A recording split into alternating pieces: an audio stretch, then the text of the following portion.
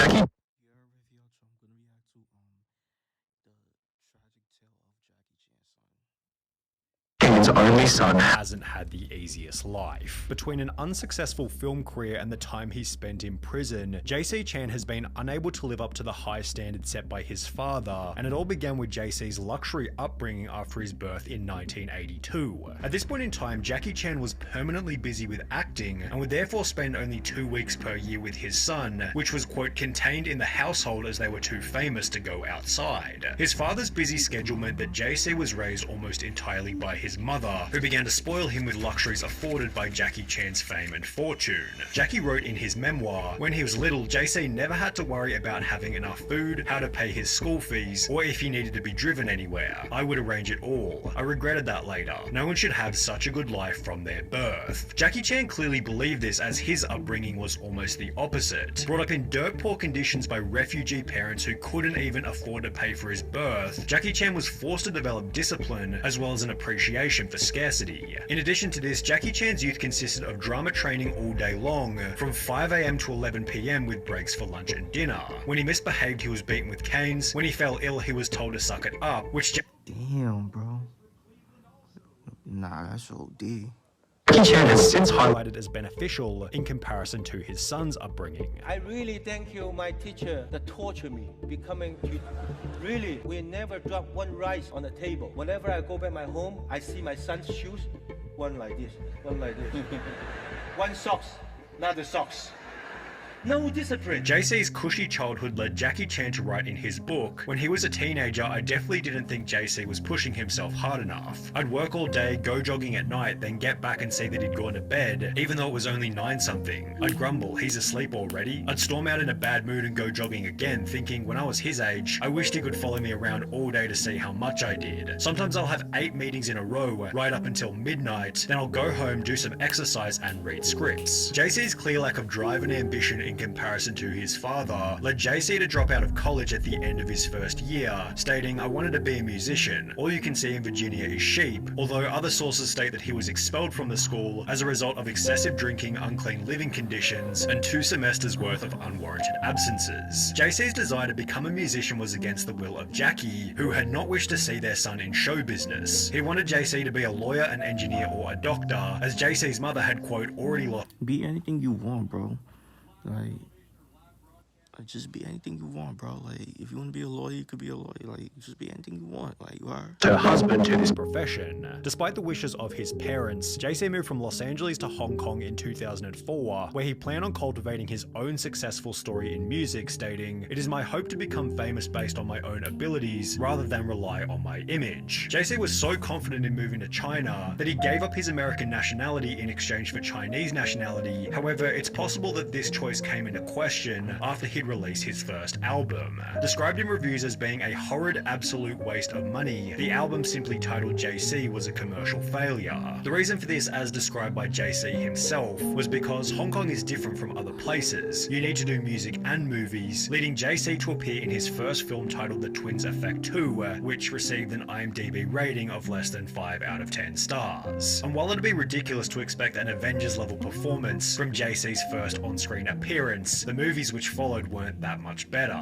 He'd appear alongside his father for Jackie Chan's 100th movie titled 1911 Revolution, yet the collaboration resulted in Jackie Chan's least financially successful and least positively received picture to date, grossing only $127,000 before receiving a score of 8% on Rotten Tomatoes. 1 year later, JC would play the main character in a movie called Double Trouble, which also entered media headlines after grossing an even more pitiful $9,000 during its first 2 weeks, making it one of the biggest box office flops in history. To add insult to injury, JC would then play the main role in a movie called Whoever, which, despite a government mandate forcing it to be played in half of the country's cinemas, failed to crack the Chinese top 10 and has received only 15 ratings on IMDb since its release in 2012. The only positive news for JC seemed to have been coming from his music career, as his second studio album would top Taiwanese charts in 2010, although it seems the album hasn't achieved much long-term success, as there's not even a single online review you for the music, and it took about 30 minutes of digging just to find the track list. The performance of the album was unimportant anyway, because on the 14th of August 2014, JC would find himself in a profound new media scandal, making every prior controversy seem insignificant. Police would upload footage of JC Chan being arrested at his parents' $10 million luxury Beijing apartment, during which he'd admit to having approximately 100 grams of weed in his cupboard. This was extra bad for the Chan family's reputation, as Jackie Chan had been China's official anti-drug ambassador since 2009. For this reason, Jackie Chan would take to social media to apologize, writing, "For my son JC to get into such trouble, I'm very angry and astonished. As a public figure, I'm ashamed. As a father, I'm heartbroken. I can't begin to describe his mother's pain. I failed to be a good father and I deserve the blame. I will take the responsibility and apologize to the public on behalf of JC."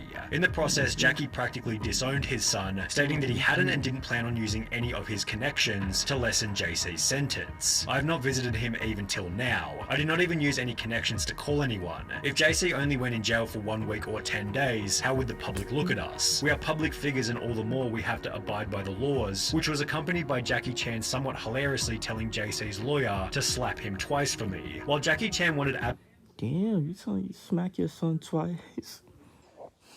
absolutely nothing to do with JC, the Chinese government took the opposite approach, making a public anti-drug example out of JC by televising the trial, which would happen approximately 4 months after his arrest. JC was sentenced to 6 months in prison and was ordered to pay a $320 fine for possession as well as the crime of sheltering others to take drugs. JC took this sentence humbly, stating, "I have broken the law and should be punished. When I return to society, I will not repeat this because I have let my family and friends down yet again, although this wasn't enough to satisfy his parents, who didn't even attend the trial." Whilst in prison, JC would send letters to his mother in which he explained that he experimented with drugs because of the bad crowd he was mixing with, and started relying on drugs to soothe himself whenever he felt upset. JC also wrote about the struggles he faced growing up in a famous family, and revealed that the expectations of fame placed a lot of pressure on him. He then expressed his unhappiness with Jackie for not showing him enough concern. However, his father wasn't rushing to offer any kind of sympathy. Jackie Chan would state in an interview, "I hope to be an anti-drug ambassador for life. I even hope that after JC is out, he can be an anti-drug ambassador too, telling everyone to stay away from drugs," which was followed by Jackie. Yeah, that's a fact. Stay away from drugs. Don't do drugs, kids. Stay off them shits. Shit's not good.